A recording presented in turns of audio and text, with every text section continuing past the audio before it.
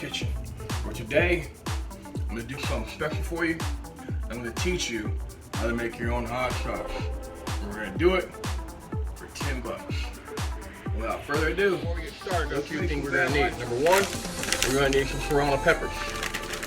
We're also gonna need some jalapenos, some garlic minced, a little paprika, and a little bit of white vinegar. That's all we're gonna go ahead and start doing the jalapenos. So the first thing you want to do is take the top off your jalapeno, just like that. Then you want to go ahead, right down the middle, one more time, quarter it. Same here, quarter it. And what we're doing here is we're trying to keep all the seeds that we have right here. That's where all the heat is from the capsule. So we're gonna go ahead and do this until we have about 10 of these bad boys ready to go. So again, top, middle, quarter, just like that, keeping everything there. So, and if you don't want it too hot, you can always take out a few seeds and bring it ahead and do our serrano peppers. So same thing with the jalapenos. Take the top, and you're gonna go ahead and slice it down the middle, just like that. And you see all the seeds right there. So you want to go ahead, take it one more time, right down the middle, and cut it in half, quarter it, just like that. Get all your seeds in there. Serranos have a lot more seeds, so they're a lot hotter. Now, so you want to do all our pepper in our blender.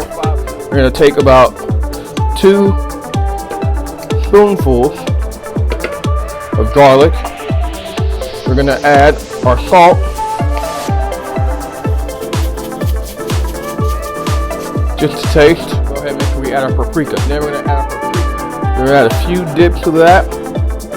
So about maybe a pinch. Go ahead and do it. And then we're gonna go ahead and add our vinegar. So we're gonna do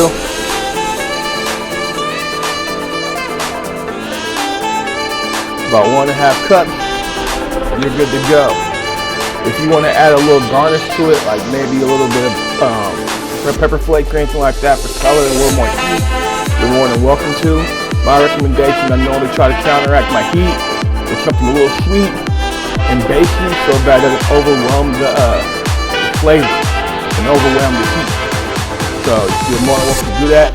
But today we're just doing it like this to keep it basic and simple, just to give you an understanding of how this works. We went ahead and blended our salsa. What we want to do now is, if you can, get yourself a little shifter, and that way you can filter out all the pulp on top.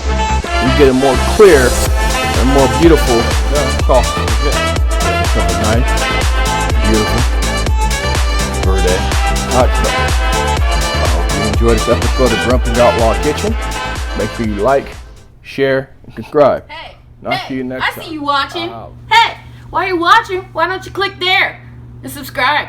And don't forget to like, share, and subscribe.